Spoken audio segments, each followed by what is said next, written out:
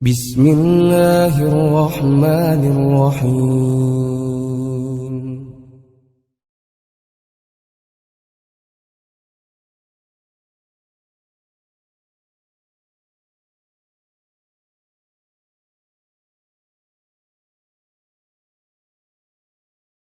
Alhamdulillahirabbil alamin wa bihi nasta'inu ala umuri dunya waddin.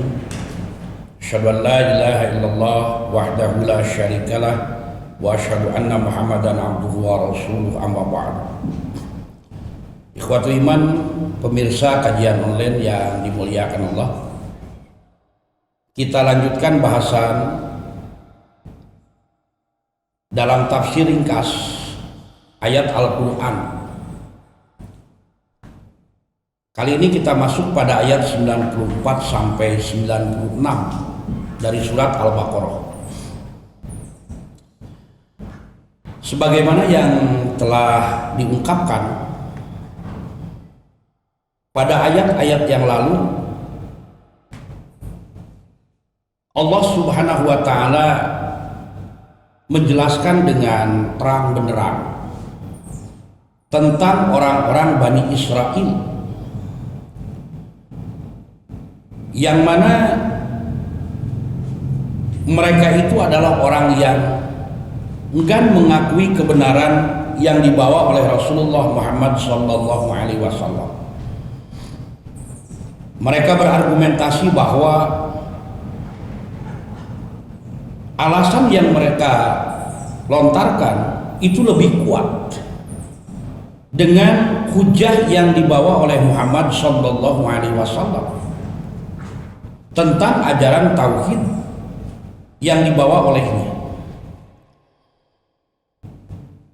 sehingga mereka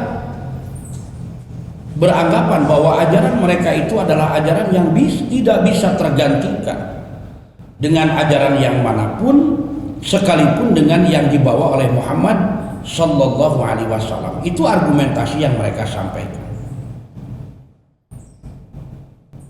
Sekalipun mereka sudah tidak berhujjah lagi, sudah tidak mempunyai alasan lagi selain membenarkan apa yang dibawa oleh Muhammad Sallallahu Alaihi Wasallam, namun dengan sifat mereka, karakter yang sudah menempel pada dirinya, mereka tetap berusaha untuk menghindar dari ketaatan terhadap Allah melalui keterangan yang dibawa oleh Rasulullah Sallallahu Alaihi Wasallam. Makanya mereka beranggapan bahwa apa yang mereka dapatkan, nikmat yang Allah berikan itu begitu melimpah ruah, tidak pernah berhenti dari nabi yang satu kepada nabi yang lainnya, sehingga mereka beranggapan bahwa itu adalah sebagai bukti bahwa mereka adalah menjadi orang-orang yang disayang Allah, menjadi orang-orang yang dipilih oleh Allah sebagai umat yang terbaik, sehingga mereka mengklaim bahwa dengan sebutan saja sudah menunjukkan keunggulan mereka. Apa? Bani Israel, yaitu kaum, kelompok, turunan orang-orang yang dipilih Allah. Oleh karena itu, ikhwatul iman, jamaah kajian online yang dimuliakan Allah, pada ayat yang ke-94 inilah Allah Subhanahu wa taala menyatakan, A'udzubillahi minasyaitonir rajim. Qul in kanat lakumud darul akhirah indallahi khalisatan min dunin nasi fatamannawul mauta in kuntum shadiqin. Baik, kalau begitu katakanlah Muhammad, jika mereka atau jika kamu menganggap bahwa kampung akhirat yang dimaksud surga itu khusus untuk kamu di sisi Allah, bukan untuk orang yang lainnya selain Bani Israel, maka inginkan oleh kamu, minta kematian jika kamu memang orang-orang yang benar. Nah, ikhwatul iman yang Allah muliakan, maka dengan pernyataan Allah Subhanahu wa taala ini menjadi satu petunjuk di antaranya. Apa? Bahwa begitu kerasnya orang-orang Bani Israel, orang-orang Yahudi, mereka mengelak kebenaran yang dibawa oleh Muhammad sallallahu alaihi wasallam. Mereka mencoba menghindar untuk tidak mengikuti ajaran Rasulullah, padahal mereka sudah yakin ajaran yang dibawa Rasulullah itu benar. Namun karena seperti yang diungkapkan kemarin, pertemuan yang lalu, mereka itu adalah orang-orang yang fanatis terhadap etnis.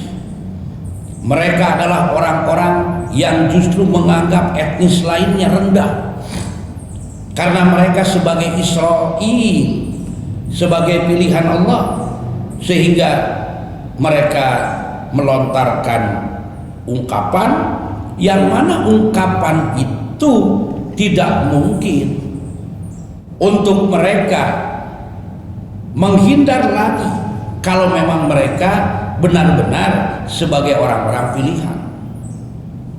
Mereka mengklaim orang pilihan, mereka mengklaim sebagai ahli surga, yang lainnya tidak, tapi tidak dengan hujah-hujah yang ada, tidak dengan ungkapan-ungkapan yang jelas dan dapat dipertanggungjawabkan, sekedar hanya untuk menghindar dari ajakan dan tuntutan yang dibawa oleh Rasulullah Muhammad sallallahu alaihi wasallam.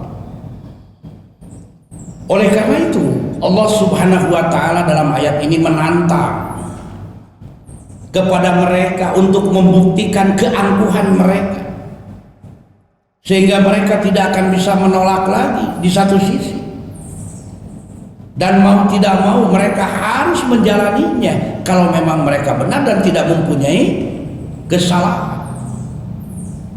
Sehingga pada ayat ke-94 ini Allah menantang Bani Israel untuk menghadapi kematian jika memang mereka yakin bahwa surga khusus diperuntukkan bagi mereka. Kenapa? Karena hanya dengan cara itulah untuk dapat membuktikan surga didapatkan atau tidak oleh mereka. Oleh karena itu, ikhwatul iman yang dimuliakan oleh Allah, kenapa kematian yang Allah lontarkan? Perlu diingat oleh kita bahwa kematian itu adalah merupakan puncak dari ujian, puncak tertinggi yang diperuntukkan bagi orang-orang sebagai ujian dalam kehidupan. Siap atau tidak kematian itu dihadapi, mau tidak menghadapi, karena dengan hal ini menjadi pembuktian dengan kematian yang harus dipilih.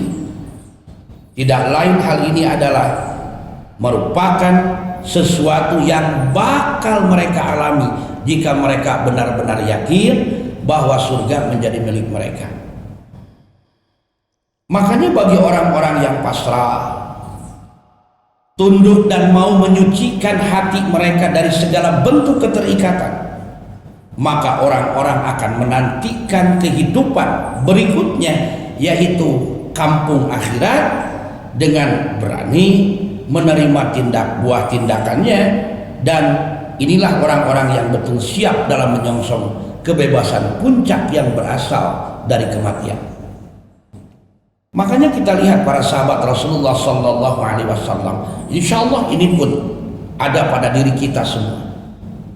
Ketika ada panggilan jihad fisabilillah, dalam arti jihad fisabilillah berperang, para sahabat bersemangat. Kenapa? Sebab meninggal dalam keadaan jihad fisabilillah, berperang mempertahankan agama Allah, meyakini itu perintah Allah, maka kematian itu menjadi pintu untuk menjadi dirinya penghuni surga. Makanya banyak di antara para sahabat ketika selesai perang, mereka seolah-olah ada penyesalan dalam dirinya, sehingga ada satu ungkapan yang dinyatakan sahabat, ya Rasulullah, kenapa setiap berperang saya seolah-olah terlewat dari kematian dalam peperangan, padahal saya ada di garda paling depan, saya menjadi orang yang memegang bendera komando dalam peperangan, kenapa yang wafat yang di belakang? Nah, di sini barangkali keinginan orang yang memang sudah siap, yakin dengan apa yang akan dia dapatkan, sehingga ketika kematian lewat bagi dirinya dalam jihad fisabilillah ada penyesalan. Namun dia tetap yakin bahwa yang disebut dengan al-mautu itu adalah la yastaqdimuna wa la yastakhiruna. Tidak bisa dipercepat, tidak bisa diperlambat, tidak bisa disegerakan atau ditangguhkan. Semua sudah ada ketentuannya di sisi Allah Subhanahu wa ta'ala. Oleh karena itu, ikhwatul iman yang dimuliakan oleh Allah Subhanahu wa ta'ala, maka bagaimana sikap orang-orang Yahudi yang tadi ketika oleh Allah Subhanahu wa ta'ala dinyatakan, katakan olehmu, kalaulah memang mereka menganggap bahwa kampung akhirat itu adalah khusus bagi kamu, di sisi Allah bukan untuk yang lain, inginkan, minta oleh kalian untuk segera mendapatkan kematian jika kalian benar. Dan ternyata itu adalah sebuah kebohongan yang diungkapkan oleh mereka. Makanya terkait dengan hal ini, pada ayat yang ke-95-nya Allah menjelaskan firman-Nya terhadap apa yang dilakukan oleh Bani Israel yang tadi, di mana Allah menyatakan wala yatamannahu abadan bima qaddamat aydihim wallahu alimun bizzalimin. Dan sekali-kali mereka tidak akan menginginkan kematian itu selama-lamanya. Kenapa? Karena kesalahan-kesalahan yang telah diperbuat oleh tangan mereka sendiri, dan Allah Maha mengetahui siapa orang-orang yang aniaya atau orang yang zalim. Jadi kalau memang yakin surga jadi milik mereka, minta. Coba tawarkan, kenapa kamu tidak minta kematian kepada Allah? Kenapa kamu sulit-sulit hidup di dunia, di akhirat sudah mendapatkan dan akan mengalami kesenangan, ketentraman, kenikmatan yang tiada taranya? Minta pada Allah. Ternyata hal itu adalah sesuatu yang mustahil dilakukan oleh mereka, karena mereka termasuk kategori orang yang zalim dalam ayat 95 yang barusan. Dan mereka itu adalah orang yang tidak menginginkan kematian selamanya, ingin hidup dengan waktu yang panjang, tidak mau mengalami yang disebut kematian, sebab mereka justru meyakini kematian akan menjadi penyebab bagi mereka mendapatkan balasan dan kesengsaraan yang akan dialaminya. Makanya mereka enggak. Oleh karena itu, terkait dengan kedua ayat ini, yaitu ayat 93, ayat 94 surat Al-Baqarah, menurut satu riwayat yang bersumber dari sahabat Ibnu Abbas radhiyallahu anhu, beliau menyatakan bahwa kedua ayat Al-Baqarah yaitu 94-95 diturunkan berkaitan dengan ajakan mubahalah, sumpah dua pihak yang berselisih untuk dikutuk jika di antara keduanya melakukan dusta dan kesalahan. Artinya ini jalan terakhir bagi orang-orang yang ngeyel, bagi orang-orang yang bersikukuh, sudah tidak punya hujah, akhirnya mereka mencari celah, cara yang lain untuk menghindar bahwa mereka salah. Makanya diperintahkan ajak mubahalah mereka, ajak mereka untuk berhadapan melaksanakan mubahalah seperti yang dilakukan oleh Rasulullah SAW dengan orang-orang Yahudi. Ternyata mereka itu menolak ajaran Nabi dengan alasan bahwa mereka itu memegang ajaran yang mereka anut adalah ajaran yang paling benar. Kenapa harus mubahalah? Kenapa harus melakukan hal itu? Dan mereka paham akibat dari mubahalah itu seperti apa. Makanya mereka juga hakikatnya mengetahui hal itu, tapi mereka takut untuk mengerjakan.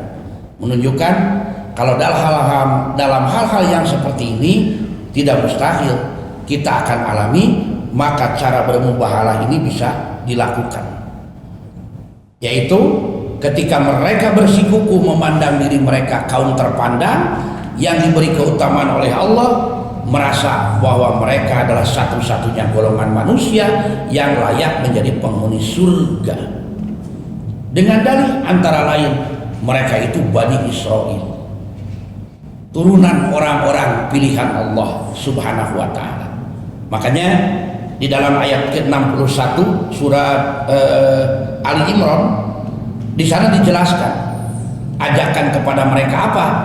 Pakul, katakan pada mereka, ta'alau nad'u abna'ana wa abna'akum wa nisa'ana wa nisa'akum wa anfusana wa anfusakum summa nabtahil panaj'al la'natullahi 'alal kadzibin. Mari kita memanggil anak-anak kami, anak-anak kamu, istri-istri kami, istri-istri kamu, diri kami dan diri kamu. Kemudian mari kita bermubahalah kepada Allah dan minta supaya laknat Allah ditimpakan pada orang yang dusta. Mereka menolak, mereka tidak mau. Akhirnya dengan hal ini mereka tidak berkutik dengan tantangan dari Nabi tersebut. Namun di antara mereka ada yang mengatakan kepada yang lainnya apa? Mereka yakin dengan hal ini bahwa itu akan ada akibat. Makanya mereka mengatakan di antaranya, jika kalian menerima tantangan Muhammad, niscaya kalian akan mati semuanya. Ketakutan ada pada dalam diri mereka. Jadi jangan disangka ketika kita memohon kepada Allah dengan kezaliman mereka tidak merasa ketakutan, karena mereka pun meyakini bahwa tenaga doa itu begitu dahsyat. Artinya bagi kita pun doa jangan dianggap sepele. Kalau memang kita memerlukan doa itu dan kita merasa adalah orang yang benar, sampaikan, minta kepada Allah. Insya Allah kita akan mendapatkan yang terbaik yang dipilih oleh Allah Subhanahu wa ta'ala. Makanya orang-orang Yahudi itu untuk menutupi rasa malunya, mereka memilih untuk membayar jizyah. Orang-orang Yahudi itu membayar pajak. Namun tetap saja mereka, orang-orang Yahudi dan orang-orang yang termasuk kelompok ahli kitab, mereka menyembunyikan kebenaran, tidak mau menampakkan. Namun Allah Maha tahu apa yang mereka lakukan, dan jangan menjadi kekhawatiran bagi diri kita masing-masing. Kenapa? Karena kita yakin bahwa adab Allah itu akan menimpa kepada orang-orang yang demikian. Maka dari itu pada ayat 96 surat Al-Baqarah ini ditegaskan oleh Allah Subhanahu wa taala, wala tajidannahum ahrasan nas ala hayatin wa minal ladzina asyraku, dan sungguh kamu akan mendapati mereka manusia yang paling loba, dalam arti tamak kepada kehidupan di dunia. Bahkan mereka itu lebih tamak dari orang-orang yang musyrik. Artinya penolakan mereka bukan karena mereka tidak mau bermubahalah, karena mereka yakin kematian akan menjelang, justru karena kecintaan mereka terhadap dunia dengan segala isi dan fasilitasnya, mereka enggan melakukannya dan menghindar untuk melakukan hal yang demikian. Sehingga Allah menyatakan, ya waddu ahadukum law yu'ammaru alfasanatin wa ma huwa bimujahjihi minal adabi ayu ammar. Masing-masing mereka ingin agar mereka diberi umur 1000 tahun, padahal umur panjang itu sekali-kali tidak akan menjauhkan dari siksa Allah Subhanahu wa ta'ala. Wallahu basirum bima ya'malun. Allah Maha mengetahui apa yang mereka kerjakan. Mereka sangka dengan mengulur waktu siksa itu akan hilang. Mereka berperasaan dengan bertambahnya umur maka siksa Allah itu akan tidak terkena pada mereka. Tetap saja, karena ketika kematian menjemputnya, saat itulah akan diterima akibat dari segala perbuatan yang dilakukan manusia di alam dunia. Dan itu diyakini oleh orang-orang ahli kitab Yahudi dan Nasrani. Oleh karena itu, ikhwatul iman yang dimuliakan Allah, maka bagi kita orang beriman hendaknya tidak usah takut akan datangnya kematian, sebagaimana kaum Yahudi dan Nasrani merasa takut dengan hal itu. Yakinlah bahwa dengan usaha maksimal kita dalam menjauhkan diri dari larangan Allah, mendekatkan diri pada perintah Allah, itu akan berbuah surga di akhirat kelak. Maka dari itu, 3 ayat ini merupakan ajaran bagi kita bahwa perilaku yang demikian harus kita hindarkan. Kematian sesuatu yang pasti, tinggal bagaimana kita memilih hidup kita agar ketika kematian menjemput kita, surga Allah yang telah menantinya, bukan azab Allah yang akan dihadapinya. Demikian yang dapat saya sampaikan dalam kesempatan kali ini, semoga bermanfaat. Aqulu qauli hada wa astaghfirullah li wa lakum. Assalamualaikum warahmatullahi wabarakatuh.